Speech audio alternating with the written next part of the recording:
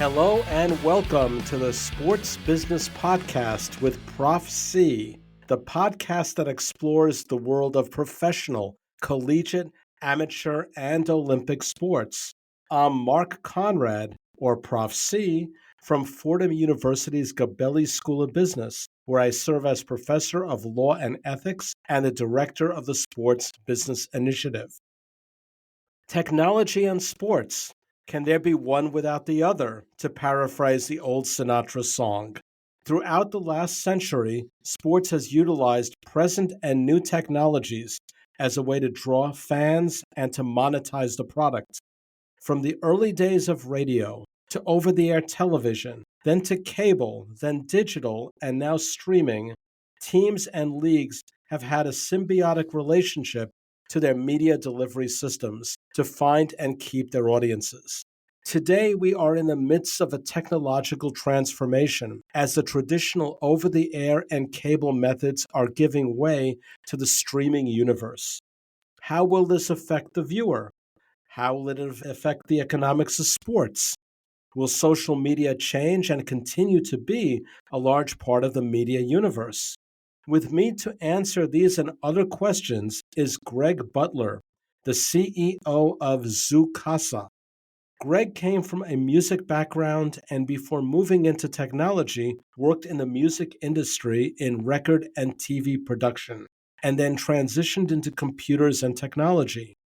He has led multiple startups in the US and the European Union. He founded Zoocasa, a company that provides video streaming and social engagement solutions in the OTT, gaming, and medical space. As an interesting bit of background, Greg's rock band opened up for Duran Duran. Greg, welcome to the Sports Business Podcast. And tell me, what was it like to open for Duran Duran? Well, thanks, Mark, for having me on. And one of the weirdest things about the Duran situation is that it was actually 30 years ago, last month, that tour started. And, it's always funny because it was really at the very beginning of my career. But it did give me one of my most memorable moments because when we played Wembley Arena, before the show starts, all of the staff in their uniforms cover the entire floor, and it looks like a military gathering. And I was up on stage doing the sound check, and Simon LeBon walked in front of me, turned and saluted, and then walked away. And it really just kind of changed my whole mood because I realized how absurd the whole thing was. Instead of being really tight about, playing in front of a bunch of people and all that, it was a really fun experience, and I'm grateful for having have that be part of my life. And certainly you remember it 30 years later. So now moving to the present, can you describe what Zoocasa does and what is the sports connection? Sure. At the heart of what we do is we have a compression called Eve that reduces video file size by 2/3 without needing new codecs or anything like that. So it's pretty revolutionary. It's a proprietary thing for us. And it allows us to, in making the file size smaller, to reach a lot more people at a lower cost. And then also we can do true watch parties. So we can have, 10 people with audio and video in HD watching an HD broadcast at about 1/3 the size of just watching a movie on something like Netflix or Apple or something like that. Where that applies to sports, of course, is that the watching sports is a very communal activity. As we know, I mean, we're recording this right before the Super Bowl. People get together. People like to watch sports together. So our ability to provide a watch party, although it applies to many areas, the sports side of it has been very popular, both in esports and more traditional sports. In fact, our biggest accomplishment to date as a company is that we've partnered with Z Entertainment in India for the ILT20 cricket tournaments, allowing viewers in India to be able to watch cricket on their phones or on their televisions or computers at a distance, but together. And as you may know, India, although it has good bandwidth in some areas, it's not quite as developed as a network. So the fact that we can do this in India is a pretty big deal. Right. And when you talk about this idea about watch parties and basically streaming issues and connectivity issues, we know the sports industry is going through many changes in a landscape that opens opportunities, but also poses challenges. What do you think are the major opportunities for technology companies in sports right now? Well, I think, when it comes to sports opportunities, it's the fact that there are so many sports at so many levels that didn't have exposure before. And we've seen, of course, and I think maybe accelerated over the last 5 years, seeing different kinds of sports, and obviously ESPN and many of the other sports broadcasters started doing sports that maybe weren't the, first tier NFL, NBA, or, Premier League soccer.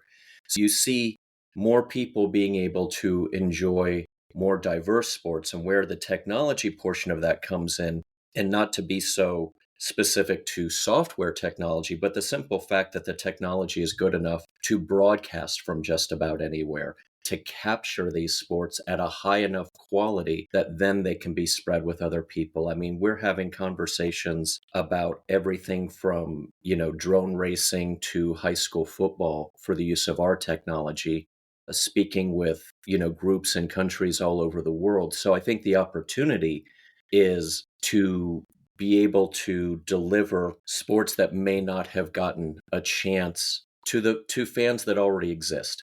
If you've got, 8 billion people on the planet, you don't need 8 billion people to watch it. You just need to have enough people that it makes sense. And that's it, on whatever metric that may be for the people who are capturing it.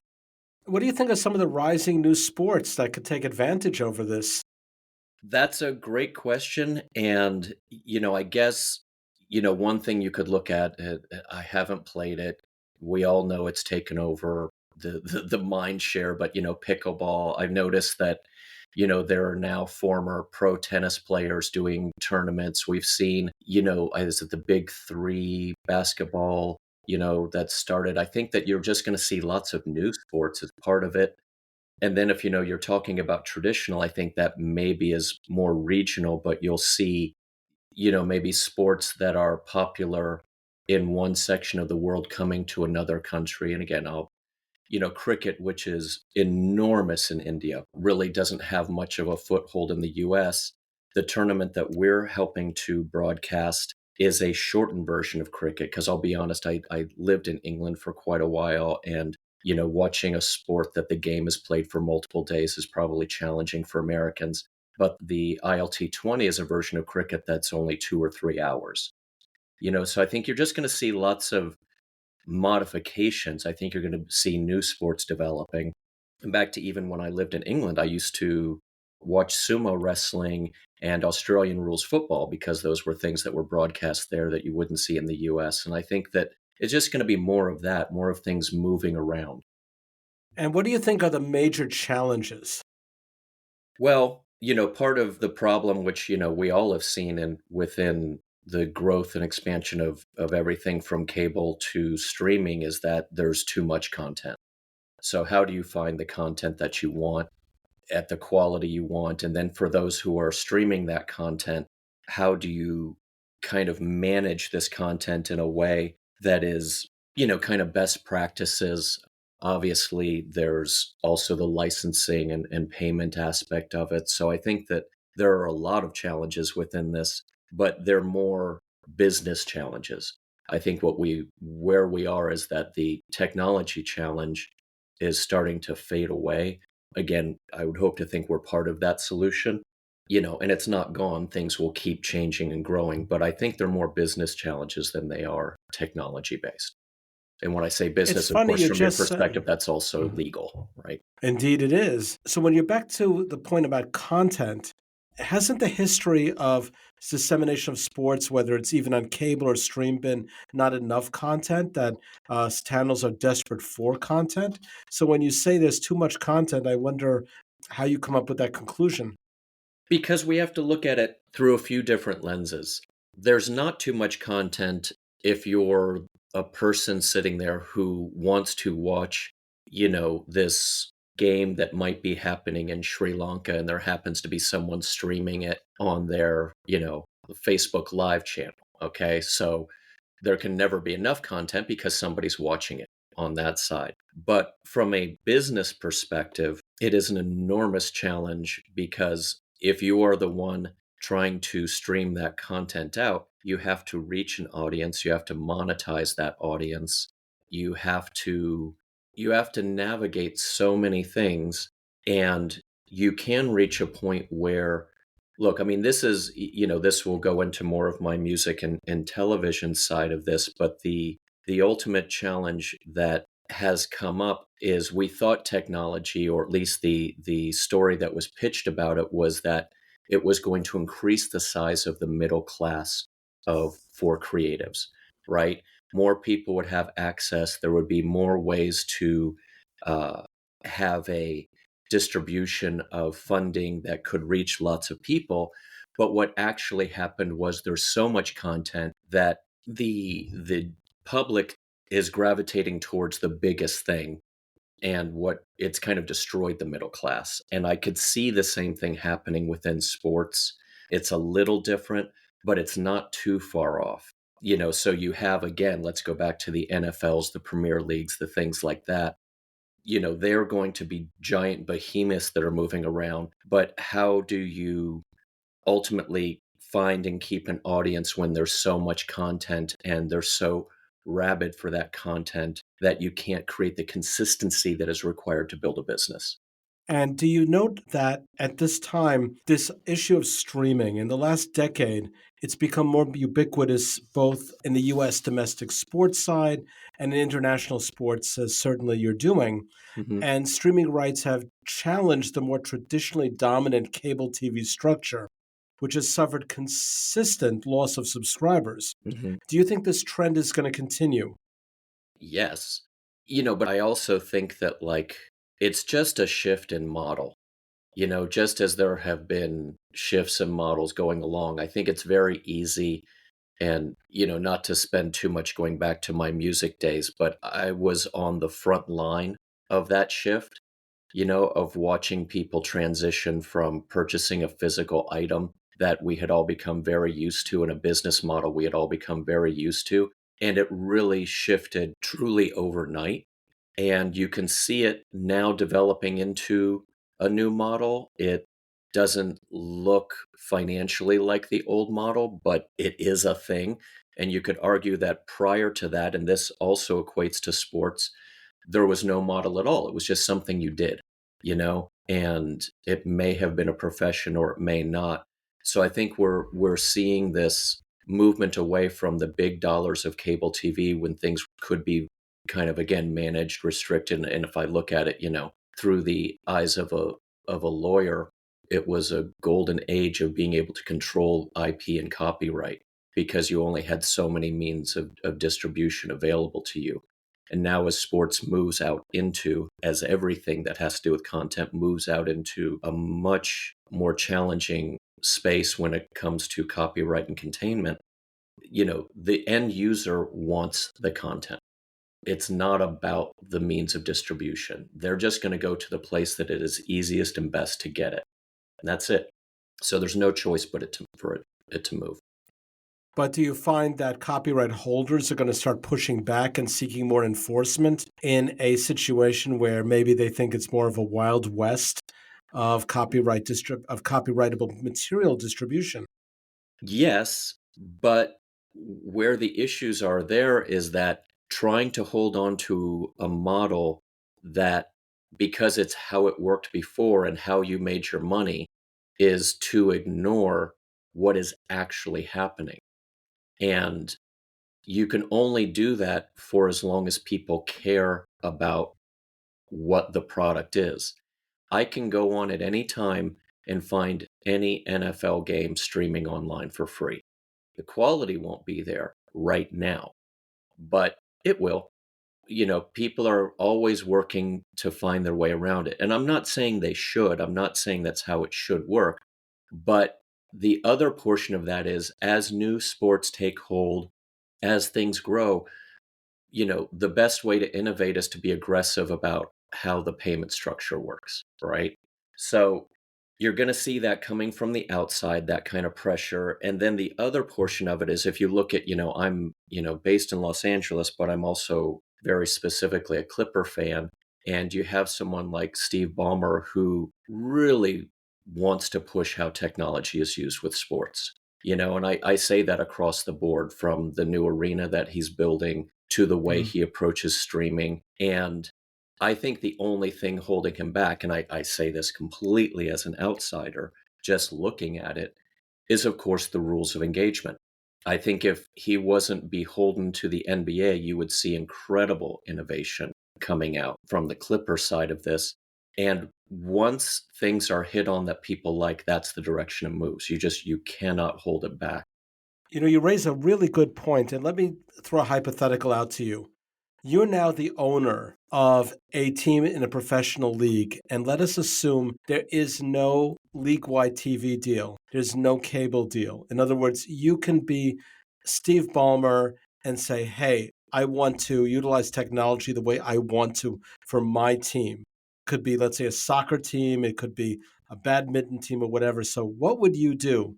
You just bought the team, you paid for the team, you have a venue that's state of the art. So tell me, what would you do if you had the fantasy of coming up with a new series of technological distribution issues and methods? What would you do?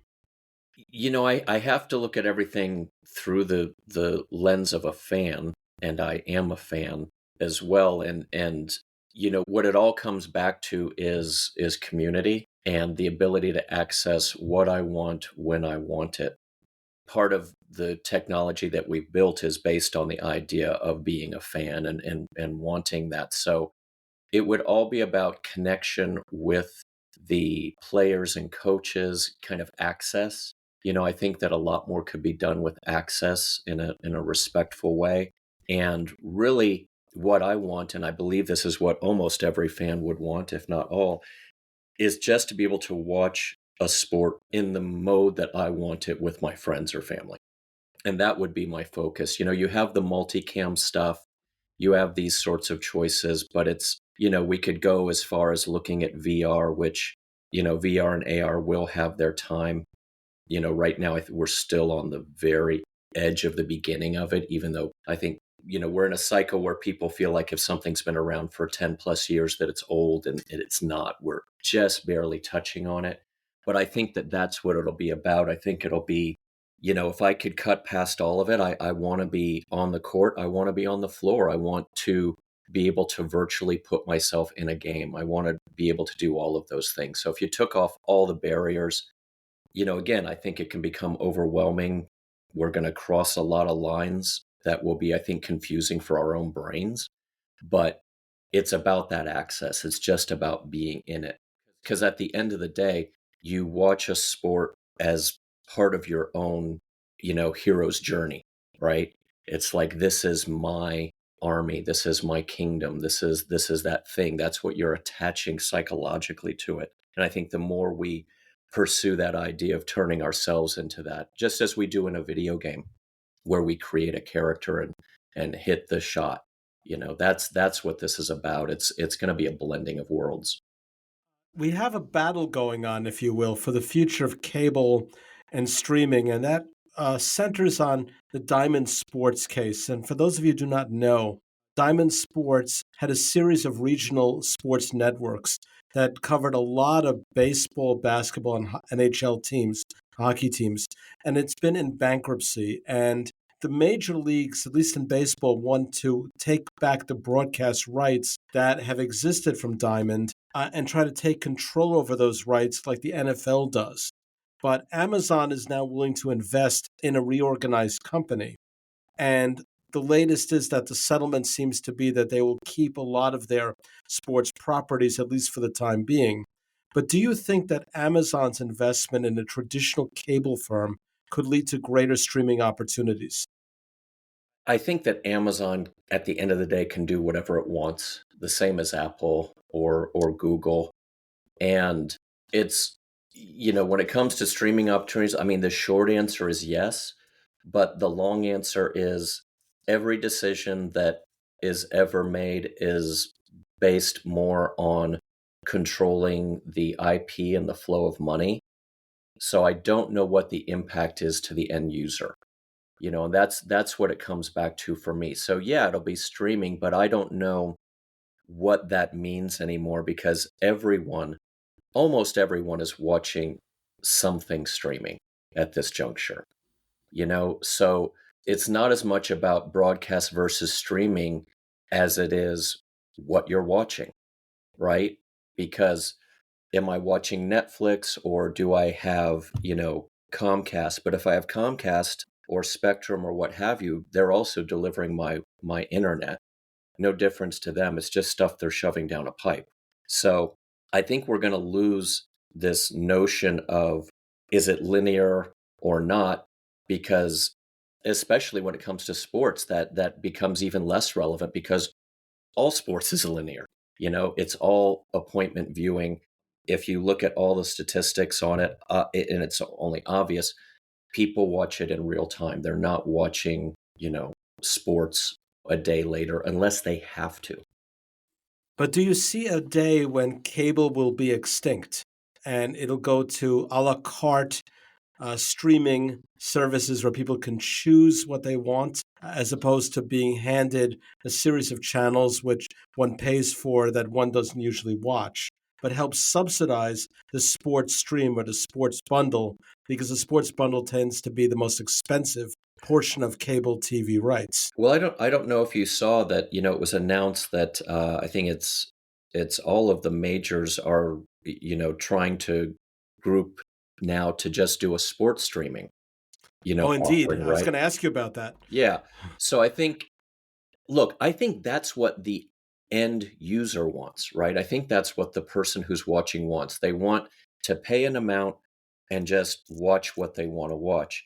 When we talk about it in terms of broadcast and streaming, for me, taking the economics and the companies out of the picture in terms of, I know that DirecTV wants streaming or broadcast to continue because that's their business, right?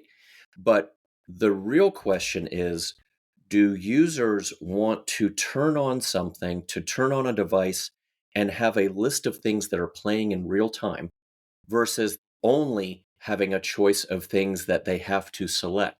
And it is kind of, it goes back to a psychological thing. Like I've noticed, so, like if Samsung TV, it comes with their Samsung's, kind of linear broadcast is going on in it. And that's what turns on when it happens. And I've found that I'm a fan of watching Gordon Ramsay tell restaurant owners that their food isn't good, right? And so when my TV comes on, it's one of his shows, and I might sit there and watch for half an hour when I didn't plan on it. And there's a thing about that of not having to make a choice that is kind of refreshing because I think everyone can go online and actually get paralysis. It's a known thing that you will spend half an hour clicking through looking at things to watch and then never end up watching anything. Sports has a different dynamic to it because you get appointment viewing. Last night it's like the Clippers are on. I'm going to put on the Clippers, right? And just watch the game. But in most, at the same time too, like that's kind of telling us that we do like just turning on and having something be on. There's plenty of times if, the family's doing something else and I turn on, I just see a game is on, I just watch it just to go see what it's about. And that linear notion, regardless of who's the one delivering it or how they're delivering it, I think does matter to us. I think it is a thing. So I think it will continue to exist, is the long version of that answer. I don't know who's delivering it or if they're delivering it via a satellite or this or that. But I think there's something to just turning on and being served content and going, I'm just going to sit here and watch. And with younger people less interested in traditional linear media, do you think that there'll be more of a shift to mobile devices to watch sports? It certainly happens now, but do you think that'll become even more dominant simply because smartphones have been part of the media enterprise for about 15 years, and so younger people like my students use them and almost live with them. So do you think that that's going to be even more dominant, say, in the next decade? Yeah, there's no question. And I think that there's a few things about the technology as well to look at as it evolves around that. I mean, my 14-year-old will sit there studying for school on her iPhone with her computer sitting in front of her unopened. I find it, kind of fascinating because it's about like a comfort level where this is what you operate on, right? And so she is more likely, both of my kids are more likely to watch something on their phones and not necessarily, do a television. At the same time, I have a Samsung Fold, which when it's folded out is basically an iPad mini. And, we see all of these screens that are being developed. There's the roll up screens, the fold up screens, there's plenty of projection bases. And I think that you'll see more of a merger or an adapted version of devices that can give you more real estate to watch on. And again, I'm obviously, older, so for me it's kind of like I would rather have this large screen, but we also know too that these things move back and forth, right? I think we're going to see this weird combination of very small devices, but it wouldn't surprise me as we see the price drop continually on, 100-inch LCDs and stuff. I do think we're going to move towards the future where your wall is just a screen and you walk in and the wall picks up from where your phone left off. I think it's going to be more of a bizarrely seamless, and I say bizarre because you could be looking on a screen that's very small, and we're not even touching on the idea of what's going to happen with headsets or glasses. So I just think we're going to have a future where people don't really think about the device that much. I think it's just going to be you're taking in the content. Although, if you're on the legal side negotiating rights and you're negotiating your real estate that has a value, Hmm. uh, that side may still be concerned about the various ways you chop up those rights, Sure. whether it is going to be over the air, whether it's going to be cable. I mean, that's what's happening with the whole Diamond Sports issue. That Hmm. you know, s- um, who's going to control this in the future and how. We also are going to think about and see what the NBA is going to do with their future broadcast rights because they're negotiating that this year, I believe, and how much of that will be going to stream and how much the Netflix of the world, the Amazons of the world are going to, or the Apples of the world will take heed. Now, on the one issue, though, let's actually talk about, since you brought this up, MLS and Apple, Major League Soccer and Apple, which has a pretty exclusive deal. Isn't that sort of counterintuitive to what you've been saying? Because you really have to have Apple Plus to watch most of the games, and Well, that doesn't make it that fluid. I think it's actually exactly in line with the control of IP, right? I mean, what we're going to see that I think is, I don't know if I'll call it the great unknown, but it's more how the challenge is going to be handled that I still feel is a little unknown, is that the groups that can pay, and in some cases overpay, again, if you look at cricket in India, and I think, I know what's the NFL, the direct NFL one that YouTube has now. Anyway, that package, right, where you can get any NFL game. You look at all these things and you say, right now, major corporations are overpaying for sports because it can be a loss leader. They can look at it and say, well, if you want access to this, we can lose some money on it, right? And that's not what the fan wants. The fan doesn't want it that way. They just want access to it. And Apple, YouTube in India, I'll call out Disney ultimately, but it's not just them.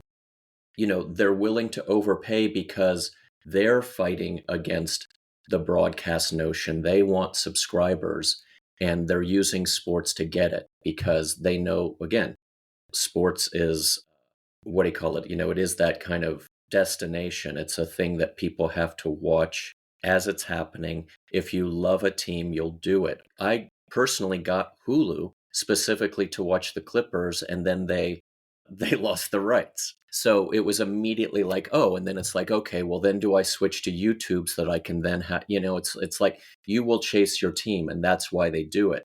But back to that monetary issue, I don't know how much more the NBA can charge. I don't know how much more the NFL can charge. They currently can, but there's a day coming, back to your whole point about broadcast. They're able to do that because there is competition. They're able to do that because they're building a market we're still in, theoretically in transition. At some point, the ad dollars, the subscription dollars, all of these dollars are not going to add up to being able to overpay for these things.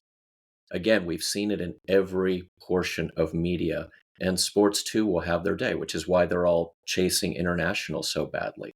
The NFL has to play these games. Well, it's true. And one thing, though, that the traditional networks had to deal with is building their audience for programming after the sporting event, or before. Yep, This is why Fox got the NFC in the mid 90s, overpaying from CBS, which had it for many years. And CBS thought, like, hey, we don't want to lose money on it. Fox said, we're willing to lose money yep, on the Sunday afternoons to make us a viable network. yep. And the other thing was that CBS lost affiliated stations to boot. That's right. So many thought that even though it was overpaying, it becomes a subjective definition of what's overpaying. That's right. The speculation is now that the NBA is going to get three times the television deal they just had. Yep, So the question is, when are we going to get to the point of no return? And so far, we have not, that's at right. least in the major sports. That's right. Yeah, I don't. I think right now sports as a general thing is going to benefit greatly from this battle, and this battle is a worldwide battle. It is no longer about, the US. Netflix, Prime, Apple Plus, all of these, they're fighting for the entire planet, and that's a very broad reach. But the question becomes at some point, back to, viewership. If cricket doesn't expand, where, it's India, England, and a little bit else, New Zealand, or what have you, like it's a huge sport, but at some point you have your last viewer. And by the way, let's talk about MLB and their challenges for younger viewership.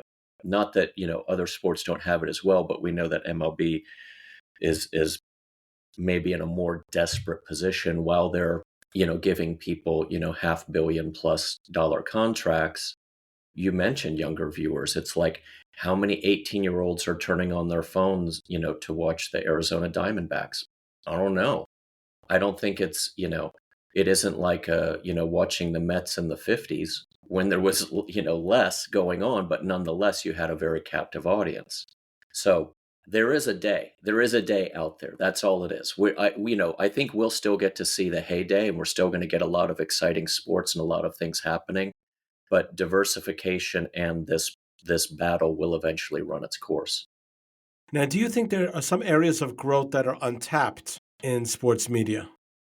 I think if I roll back this conversation to the AR, VR kind of more tech side of it, I think there's an enormous amount untapped. But that is also going to take time for both the proliferation of the technology and the the kind of openness to the ways the IP is approached. So it boils down to, at the end of the day, the rights holders. I think if the more interested the rights holders are in moving things around, I mean, again, if you had looked at, when Mark Cuban had the Mavs, obviously a much more forward looking owner in the space, again, back to the bomber. I mean, people who will look at it in a different way, those are the ones who will push that and find it. I simply don't know what's happening around the edges in sports enough to say, oh, this sport or that sport. As we know, that can also change on a dime by just having the right superstar, too. The NBA wasn't the NBA that we know today until Michael Jordan. And, and I can love, Bird and Magic dueling and all the greats from the past, but he completely changed it from a superstar perspective. And, is there a superstar in some sport, which again could be MLS, could be anything. They've certainly tried, but it's going to be that, could be a dynamic player, I think the WNBA hasn't had its day yet. It's been great to survive through challenges, and it's had some superstars, but will it have that player that transforms the game that you just can't ignore?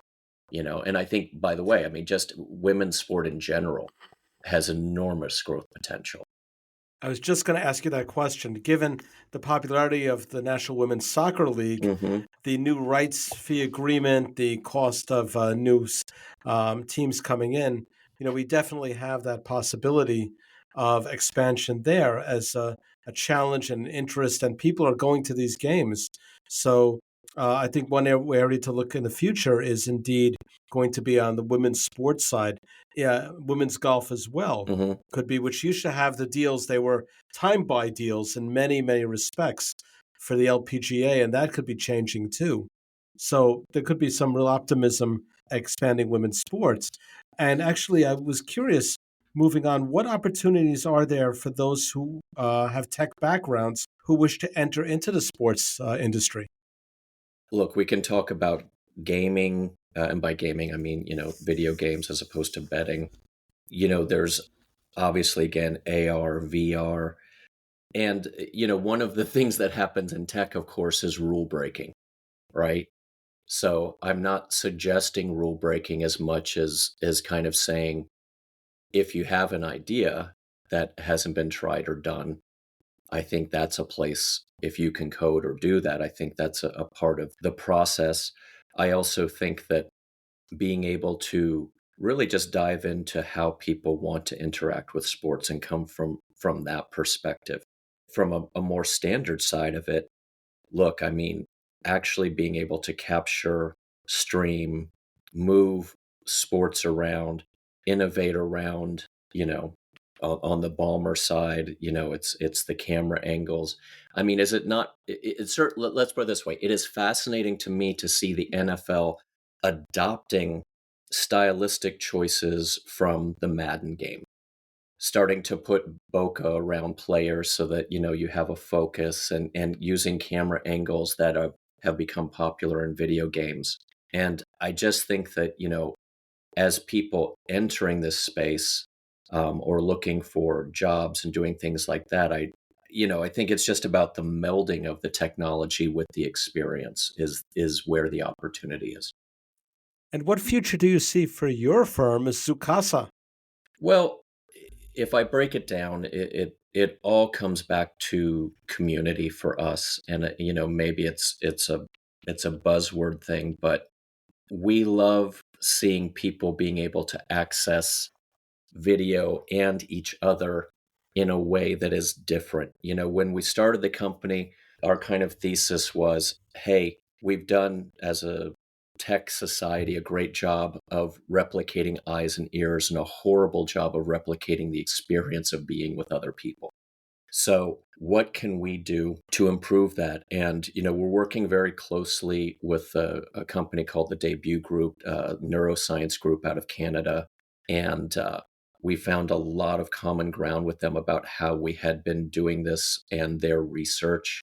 And what we want to do is look, the compression is a widget.